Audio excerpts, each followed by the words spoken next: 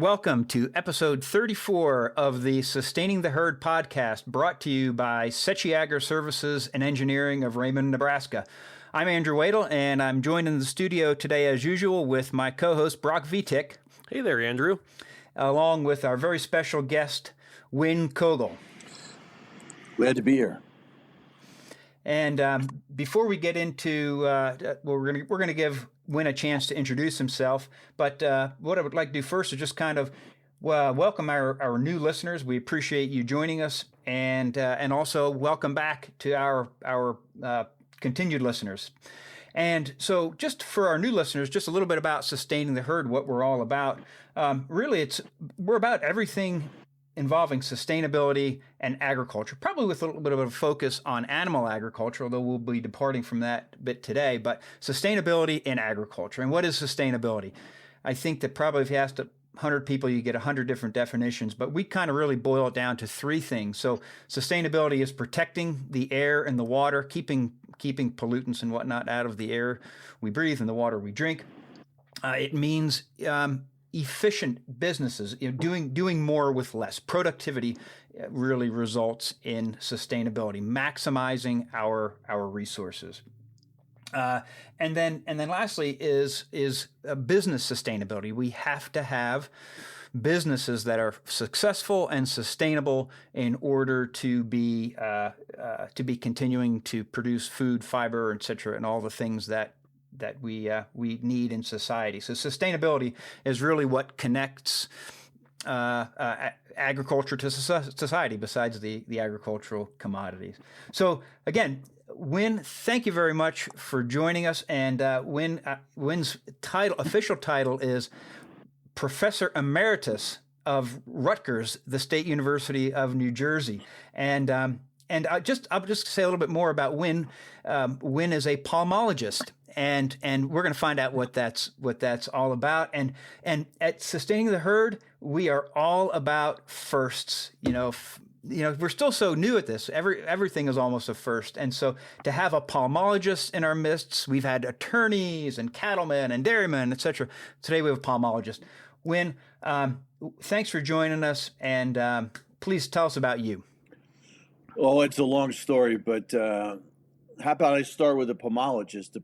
Pomology is the science of growing fruit, and I always preference it. If you look up the definition, there's many definitions, but primarily tree fruit. Pom is mainly the class of tree fruit of apples mostly. So it's the science of fruit production, and a pomologist is one that works in fruit production and research. So that's what a pomologist is. My background is went to Delaware Valley College, which is now university. Got my graduate degree at Rutgers University, which is the land grant in New Jersey. And I worked at Rutgers for 38 years. I don't know how I lasted that long, because university environments are challenging at times. There's always a lot of politics, but that's everywhere. But my role at Rutgers was I was the fruit extension guy for northern New Jersey. And what I did is I primarily worked in education and kind of like a consultant for tree fruit grower farmers, orchardists, apples, peaches, cherries, lots of tree fruit crops in New Jersey. So I did that for 38 years. I did a lot of applied research. I helped start a fruit research center at the Rutgers Snyder Farm. It was a gift of land to Rutgers, so I helped develop that into 14 acres of tree fruit research. And I decided to pull the plug on Rutgers. I've been a private consultant in tree fruit for the last 8 years. And I have clients from New Hampshire to Delaware. I work in 3 different countries, Canada, India, and the U.S. And so I'm still a busy guy. I always say I didn't really retire. I just don't work at Rutgers anymore. That's my shtick. So I'll leave it at that. I don't know how much more detail you want. You give me some prompts, what you want to know. We're just digging in. Right, we're sure, just digging in. Sure. One question I might have, you could both perhaps chime in on this, is how do you guys know each other? Before we maybe really get into the nitty gritty of fruit production, I think that our guests might enjoy hearing the connection. Win, you can go first. Well, we've known each other for, I can't even count the years because it's too many, but I just mentioned that Rutgers Snyder Research Farm. It happens to be about a whole 5 miles from where Andy's parents grew up in Hunterdon County, New Jersey. And it was a beautiful piece of land. It was a huge gift at the time. It was valued at over, I think, over $20 million when Mrs. Snyder gave that to the university. And it was kind of a unique gift because Rutgers wasn't going to take it. Well, what are we going to do with a piece of land? And so we got the local legislators to give us a huge budget chunk of money. I think it was $650,000 for 20 years to operate and build that farm and, do all the work. So I was doing tree fruit work, and then what I did is I had at least 4 summer employees full time I used to have to hire 2 sets of crews because I needed help from like April till October. When you're doing tree fruit, you're picking apples till October. So Andy was one of my summer interns, workers. We paid him. He wasn't just an intern. Sometimes interns applied, no money. But he did a lot of work for me doing tree fruit, small fruit research. We were doing some strawberries and some other crops. So he started as my student intern, and you were at the University of Delaware, as I remember. You'll have to chime That's in correct. on that. And we didn't even hold that against you because that's mostly field crops down there. A little bit of vegetables in Delaware at the university, but then it happened. I did a sabbatical at Michigan State University, and Andy decided he was going to go to graduate school. I think you had a scholarship to Michigan State, so we hung out at Michigan State for 4 months one summer. I guess that was 92, maybe 92. So we kind of, we were the only 2 guys that we knew at the time. So we actually hung out a lot more while I was doing my tree fruit research with Jim Flory, and he was doing his graduate work. So that's my side of the story.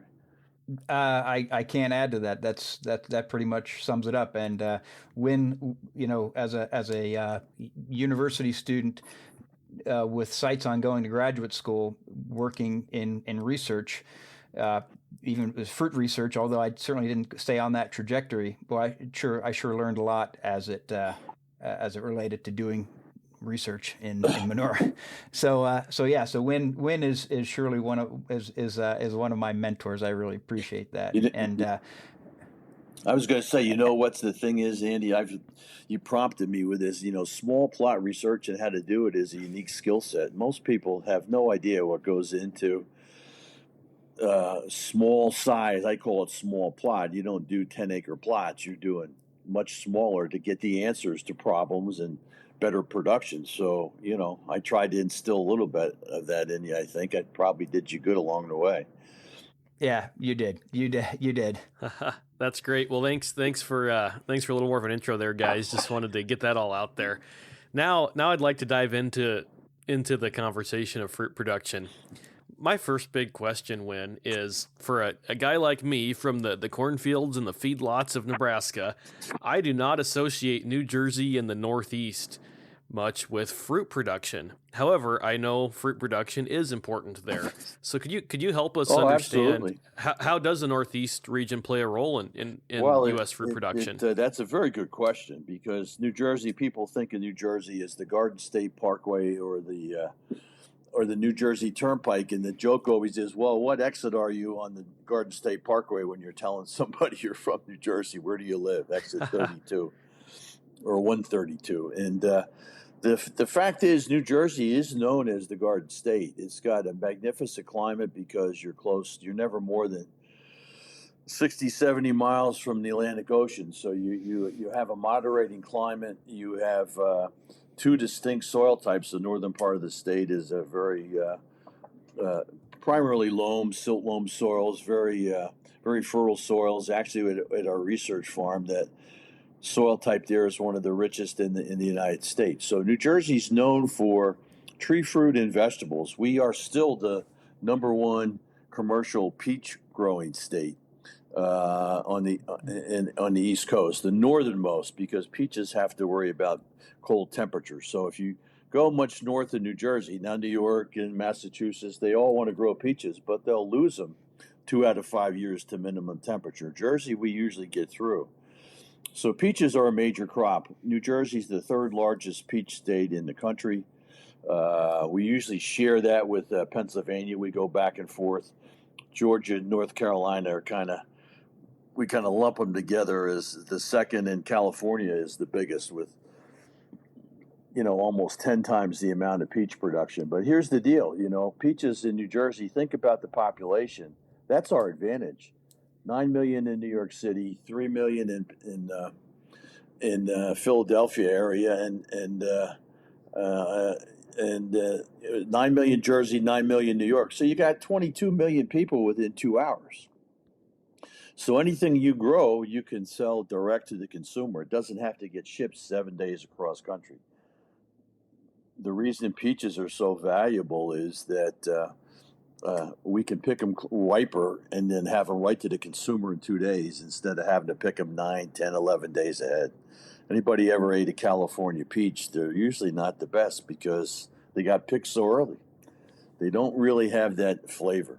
The other major crop, and I do a little work with it, but it's blueberries. New Jersey is the home to the worldwide blueberry industry. It started as a wild crop in the Pine Barrens in South Jersey, where it's native to the high bush blueberry. There's different types of blueberries, but the ones that are sold in the store are primarily high bush blueberry. That started from a lady called Mrs. Smith. Actually went out in the wild, had her help identify big fruited wild blueberry plants, dug them up, brought them back, started cultivating them. And she was very persuasive. She went to the USDA in Beltsville, Maryland, and said, we need to have this as a new crop. And she got them to fund research and started the blueberry industry. Now blueberries are everywhere in the world, Peru, South America, Australia. And but Jersey is about 4,500 acres of blueberries, 5,000 acres of peaches. They're major production crops. We grow about 2,500 acres of apples. And the unique thing about all these tree fruit crops, not so much blueberries, is they're all marketed direct anymore. There's probably 2,000 acres of wholesale peaches, but the other bunch are all sold direct to consumers with pick-your-own marketing. Almost everybody knows what that is, even if you're from Nebraska. You go to the farm, pick it, and I'm sure there's some pick-your-owns in Nebraska. That's a big thing. Yep. We started direct roadside market farming like 45 years ago in Jersey. We were one of the first. So we get that fruit fresh grown, sold right to the consumer. So we call it value added. You're getting the retail price for the product. So if every beef guy in Nebraska could get the retail price for their steers, they would be very happy to get that, wouldn't they? Yeah. How about They it? would. So that's what drives the tree fruit industry: good climate, close to market, and value-added retail prices for a large percentage of the crop. Yeah, interesting. And when so you talk about things like blueberries, and blueberries are something that came out of the wild, so to speak, and were cultivated, hybridized, I guess maybe you'd say, and well, now are produced on a large scale. So, going along that same vein, back when I was a kid, you'd get a red delicious apple, and that was like the top of the mountain, right? I mean, that is it. It was candy, right? Things sure have changed, over the past 30, 40, 50 years. Absolutely. Can you talk about just how has fruit changed over time? In other words, a filet mignon hasn't changed much over time. How has fruit changed over time? We know it has. Well, there's a couple things. You asked me to talk about that, and I dropped you a note. Are we talking fruit production or the varieties of fruit? Varieties. There's really varieties. major changes in both. So let's start with the varieties. That's your question. So Red Delicious used to be the number one apple. It was grown primarily in Washington State. But the trouble with Washington State is it's 3,000 miles away. So we had to get that Red Delicious here. And the original Red Delicious identified on farms, actually Stark Brothers in Missouri had the original Red Delicious. They call it Starking. I think it was Starking. But it wasn't solid red. So, all modern peach and apple varieties, 99.9% are just what you said, Andy, hybridized. They're crosses between two varieties, and they may have a long lineage of crosses. They may be fourth or fifth generation as we develop new varieties. But they have improved varieties by plant breeding. So I just want to clear one thing up. Many people associate plant breeding with GMO, genetically modified organisms, and that's not what we do in tree fruit. Tree fruit is standard hybridized breeding. You take pollen from one plant, from one apple, and you fertilize a flower on another apple. Now, apples have both male and female flowers, so you have to do a little work. You have to emasculate all the male parts off a flower, and then take the pollen, actually hand place it on the flower, and then we, mark that. When that fruit develops, it has seeds in it. Every one of those seeds is now genetically a new apple variety. So you plant those seeds out and grow them to trees, and then you evaluate. The hard thing is it usually takes 10,000 unique hybrid seedlings. So think about that. There's only 5 or 6 seeds in an apple. So think how many apples you have to cross to come up with 10,000 apples or 10,000 seeds of the same cross, grow them out to a tree, wait 4 or 5 years till it fruits, and then select it by fruit quality.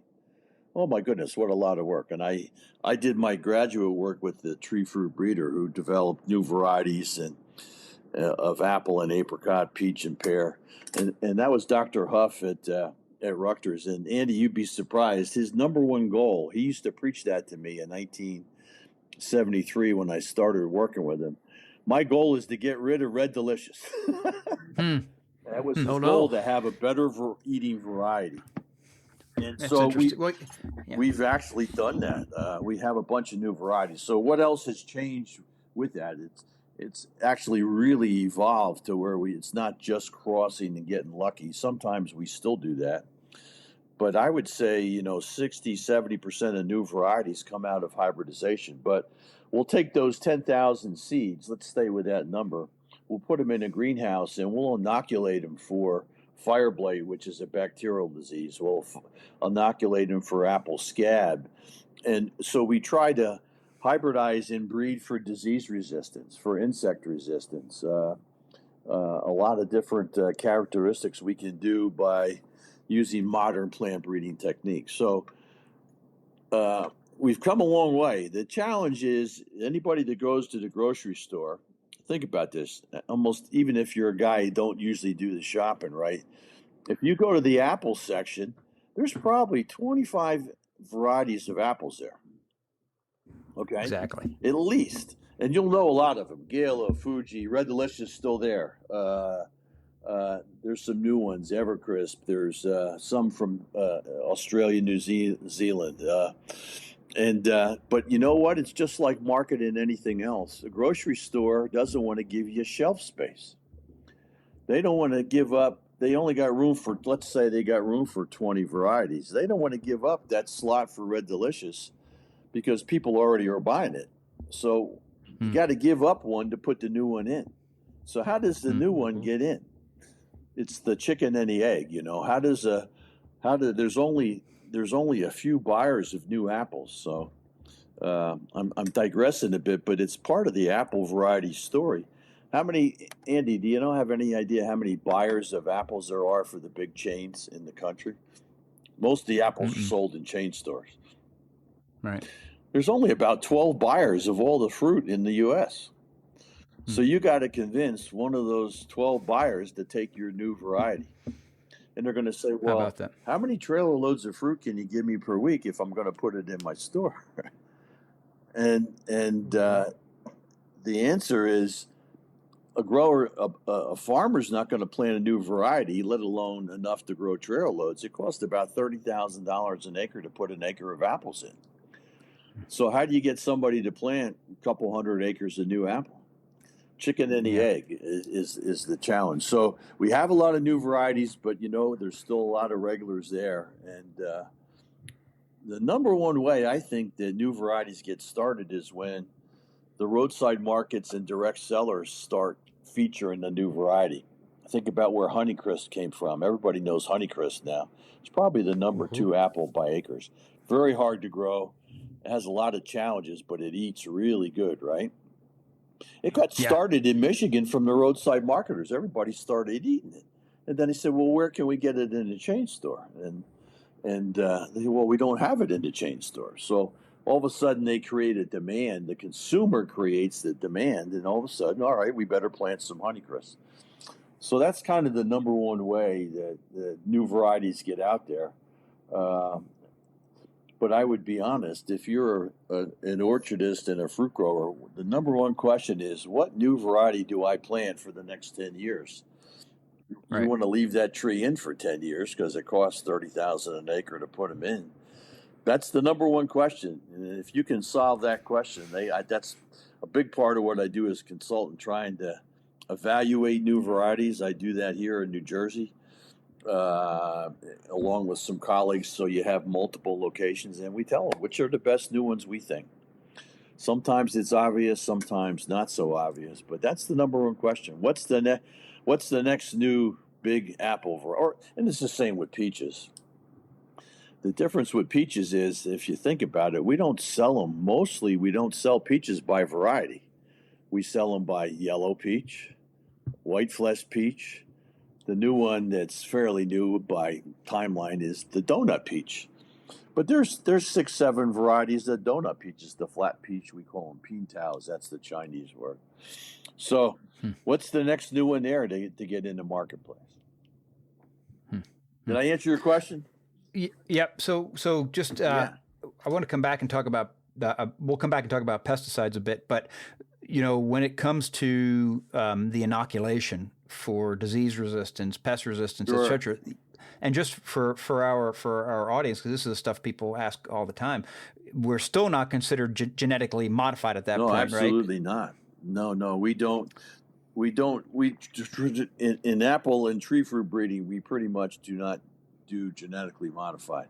That technology is almost out there. It actually is out there. There's a technology called CRISPR technology, where they can actually look in on a gene and edit a gene in a plant and take out a chromosome.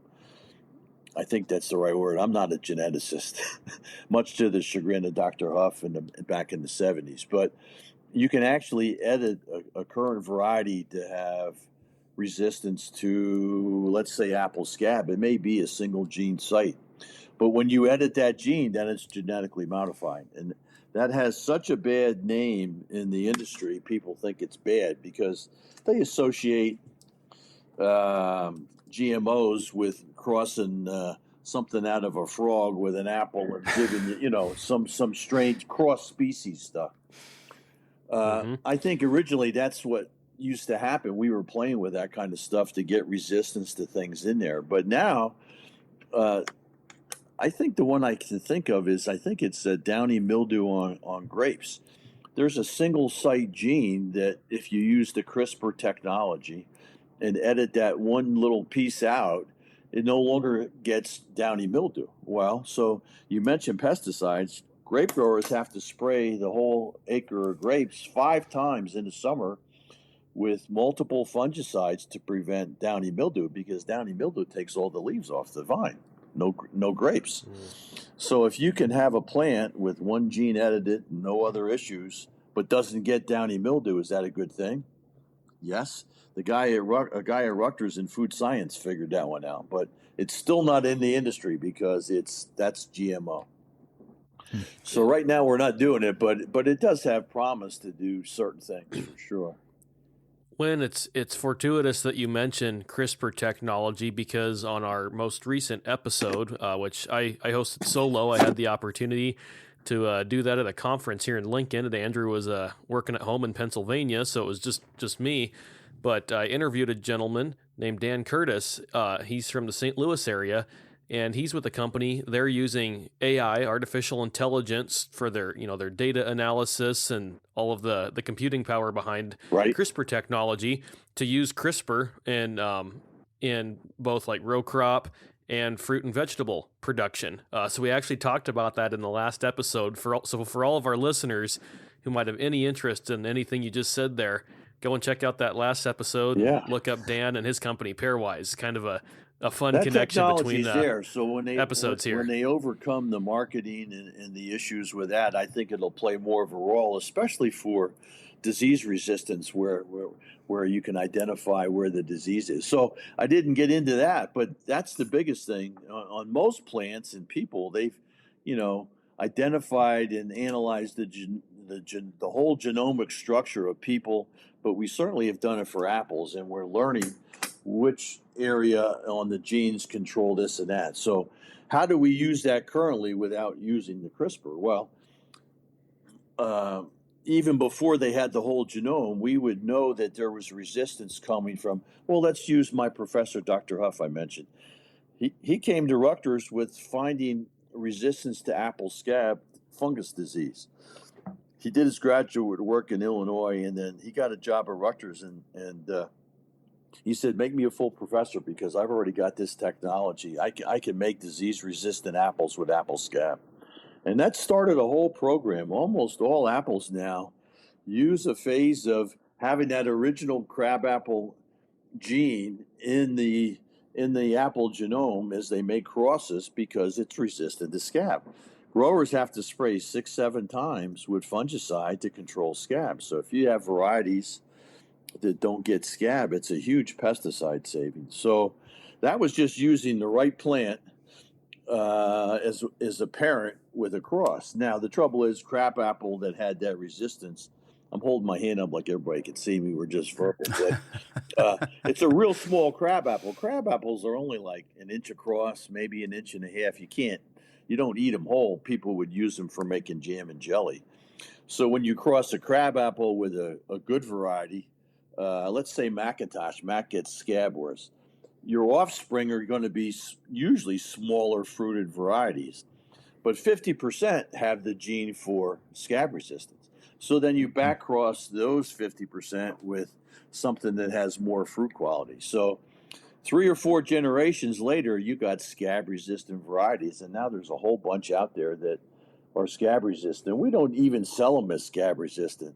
Most people don't know what that means. So the growers know. The growers like having that gene in there because it's less of a headache to grow the plant, but it's not something we really market, because people get confused. They think plant breeding is GMO, just Sure. plant breeding. Well, and Wayne, I think you just started to touch on this as you talk about that example, but I'd like to ask, Sure. what are the threats to the fruit production industry? And I think you maybe just got into one of them, but Well, could you expand on there's that? lots of threats because let's just stay with apples because every crop has its unique threat. The biggest challenge in apple production, it's a very high cost to get into production because we've moved into high density, and I didn't really get into that, but we used to grow 40 trees per acre, big monster trees, and now we grow dwarf trees. We have a whole set of genetic dwarfing rootstocks. All apples are grafted or budded 2-part trees.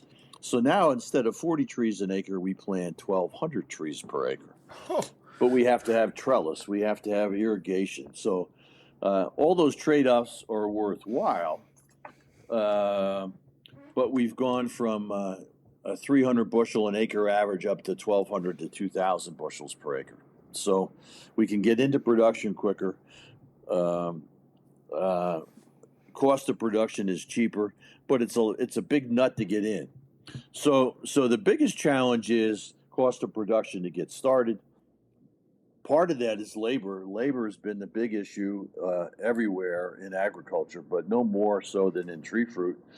I just saw a newscast that some of the cherry growers in Oregon and Washington, that's probably where California, Oregon, and Washington State probably grow 80% of the sweet cherries, but they only harvest them over a 6-week period. So you need thousands of workers in there for that 6 weeks. half the cherries are going unpicked in Oregon because the workers are afraid to show up because ICE will show up and deport them. Not trying to get into politics, but we need agricultural workers. We do have an agricultural worker program that has been clunky, never provides enough workers, and I think that's going to get better as we go forward, because we have to have agricultural labor willing to do that. But that being said, even the guys that have enough ag labor, they're paying them $18 an hour, plus providing housing, plus providing transportation to the country that they originate from. So it's a huge labor cost. I'm getting down to the right word for you. Labor is probably the biggest issue. Having enough, being able to afford it. Regulation, I would say over-regulation is probably one of the other biggest challenges to anybody in ag, but certainly in tree fruit. If you have labor, then you've got to deal with all the regulations with housing and OSHA and all that stuff. If you're growing agriculture, you're using pesticides, whether you're organic or traditional. We all use pesticides. That's a big one.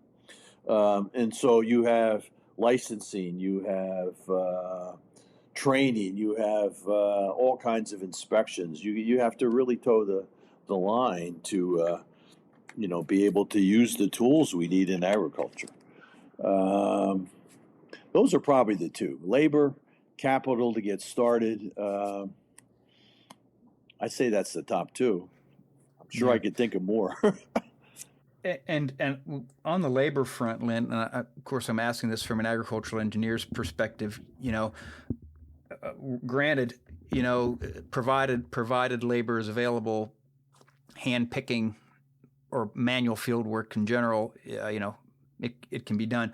But is there upside to any mechanical harvesting, say for cherries, that could be developed? You're right on the right track. So there's a tremendous amount of work looking at automation. And we've almost all growers have done some automation. So think of these types of systems I was just describing for apples, and I didn't give a name. It's called tall spindle apples. So 1,200 trees, 3 feet apart in a row, 9 feet tall. So the number one thing we have is platforms, either tow behind or self-driven, where workers can be on top of the platform on the ground, and so all the work that is handwork can be done from a platform instead of going up and down a ladder for every 3-foot space tree. So that's a simple automation that's been. We're looking at mechanical harvester, but all tree fruit crops get picked 2 or 3 times. They don't get picked all at once. So how do you determine which piece of fruit, especially apples, is ripe and ready? So at least 2 times. It's very rare that we pick the whole crop at one time because they don't all ripen the same time. So We're looking at automation for that, and there's things coming with AI and the cameras. You ride down with cameras mounted on a machine, take millions of pictures and be able to generate, and then send a picker back or have it all together and then pick that fruit that is the ripe. It's coming. We grade fruit now. When we put fruit over the grader for wholesale, they look at size, they look at defects, and all that's with camera and software technology that I'm sure AI is already in there, but it's coming more. So the challenge is, most of my guys I work with, I would say 80% of my guys are 50 acres or less, smaller growers, retail. So you got a $200,000 AI-driven mechanical harvester. Are small guys going to be able to afford that? No. Can they afford a less inexpensive platform? Yes. So we can automate, but there's different levels of automation that are going to be affordable to different groups of growers. Yeah. And so just going to come back to pesticides because, I love the pesticide. I love the pesticide story. Give us, well, first of all, people want to see less pesticides being used, and you just described or fungicides or anything applied to their fruit. What has been the trajectory of pesticide, fungicide, call it spray material in general? What's the trajectory has that been as a result of the work that you've done and your colleagues have done? Well, that's a multifaceted question because pesticides evolve around many issues. So let me try to hit it from a couple points. Number one is every crop has disease, insects, and weeds that compete for the plant. So, when we say, gee, I want my fruit organic, that's the biggest misnomer. I love to tell that story. People have really been misled with that because they assume if I sit at a dinner table with 10 new people and I say, do you think organic produce has been sprayed with pesticides? 9 out of 10 will say, well, of course not, it's organic. And that's not true. They've actually usually been sprayed with more pesticides. Organic approved pesticides tend to be more natural in their origin, but they still have pesticides. Because here's the thing. The insects and disease don't go away because we make a philosophical decision not to use man-made pesticide. We still have, apples have more, I always say apples are the toughest crop to grow. They've got more diseases, more different pests than any other crop. We also use plant growth regulators to make sure the tree bears fruit every year, not every other year, that it doesn't drop prematurely. We use them for a lot of different things, to put branches on the tree when they're young so we can get good production. And those are considered pesticides because they have an EPA number on them. Usually, a lot of them are used before the crop's even on there in the first 2 years, but they're still pesticides. So understanding that's important. There are a lot of new materials. There's a lot of companies looking at safer materials. Safer meaning derived from natural sources, but that doesn't always mean they're less toxic. Some of the original organic pesticides, like the permethrins, they're no less toxic if you misuse them. So the bottom line is the pesticide industry, I don't know what the number is now. We used to say it was about $25 million to bring a new individual product to market to control a pest, usually at least 5 years of evaluation and testing in human studies. So when you only have a 20-year patent on a product, you patent it as soon as the chemistry is identified, right? Then it's a potential. You got 15 years left once you have it labeled and marketed to get your money back as a company. Remember, agricultural pesticide companies are companies. They got to make a profit or they don't stay in business. So farmers need pesticides to keep insect and disease at bay and keep weeds. So how have we, meaning extension consultants, made it safer and better? Well, there's a lot of ways. We have integrated pest management, IPM. We spent the last 30 years looking at how can we use natural predators to help control pests. And we made tremendous headway on that. But then the last I want to say 12 to 15 years, we've had all these invasive pests come in from China, primarily China. Brown marmorated stink bug, spotted wing Drosophila, the lanternfly. You see that in Pennsylvania. That's where it came in, was in Pennsylvania. And all these imported pests, guess what? They don't have natural predators that we can identify initially to control them. So we have to control with other means. So we have pest management. We have a thing called mating disruption, and that's made huge strides. We trap the insect to know when the insect is there with pheromones. We put a trap out for the major insects. I'm talking apples again, but this is true for many, many crops. A lot of vegetables, we can identify when the insects are there. We also walk the fields every week. We have consultants. I don't do IPM scouting, but there's other consultants that growers hire to see when the insect is present. Just for a second, just for we call it for our people in town, the people who aren't familiar with agriculture, and we do have a number of listeners. No, please, you tell me what they don't know. Explain what just what integrated pest management is, and Well, because I think it is it's a really really broad, it's key a broad to. spectrum, but I'm kind of describing some of the things we do to get to integrated pest management. So we used to spray on a 10 to 12 day schedule. We would just have to apply pesticides to be preventative. Now we scout the field. We use pheromone traps to see how many insects are there. We walk the field to see if there's insect mites or aphids feeding on the growing tips. And if they're not there or they're not at threshold level, we don't spray. So just being able to have a better sense of when those insects are there or at a threshold level to cause a problem, that's integrated pest management. Being able to cultivate predators when we can, that's integrated pest management. We also have cultural mechanisms to help control apple scab. Apple scab is a fungus disease on apple leaves.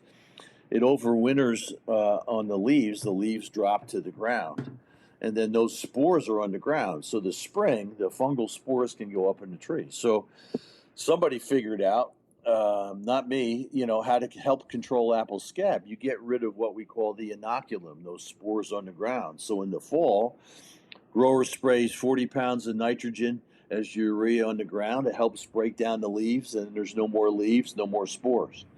Also use a flail mower, mechanical, and chop those leaves up. So we've learned how to do mechanical preventative mechanisms. That's all part of integrated pest management. We're managing the pest with every tool we have, is maybe how I would say it. Right. So the key takeaway there is, in days gone by, you would just spray every X number of days, whereas now you're doing these cultural practices, I guess you'd call them, that as well as someone actually walking around and seeing if it's needed. The field scouting. You're actually field scouting either yourself or you hire a consultant. In New Jersey, we have the only tree fruit pest management program where we actually at the university put scouts out in the field and walk the fields for the growers on a fee basis. And then that helps make a recommendation. So it's come a long way, but you still need pesticides. You need to be able to control the pest when it's there, because codling moth is a big insect pest everywhere you grow apples. If codling moth gets in there, there's 2 generations. If they get in there, there's a worm in every other apple. When you go to the store, Andy, and buy your apples, if you see a wormhole, are you going to buy an apple? No, you're going to look for the pretty one that's got no wormholes or blemishes. So certain things you have zero tolerance for. You can't have worms. It's not acceptable. Exactly. Well, Win, we've really covered all the bases here, and just to wrap it up, we've talked about things like automation, labor needs, what you see as opportunities for improving pest management techniques. We've covered it all, but just to wrap it up, what does the future hold for fruit producers? I keep getting asked to be hired by new guys, so I guess there must still be a future, because what I do is look at the varieties and the production system. So there's still a lot of interest in fruit as long as they're still making money. And I think the biggest thing on the making money end is the more and more growers are moving to direct sales, or even a piece of their production. Some of my biggest guys in upstate New York, Hudson Valley, were all 100% over the grader selling wholesale. And now they probably do 40% direct sales to other roadside markets. So wherever a farmer can capture more retail dollar, and that can be roadside market, wholesale to other roadside market. I call it in between wholesale. Pick your own. Going to tailgate markets.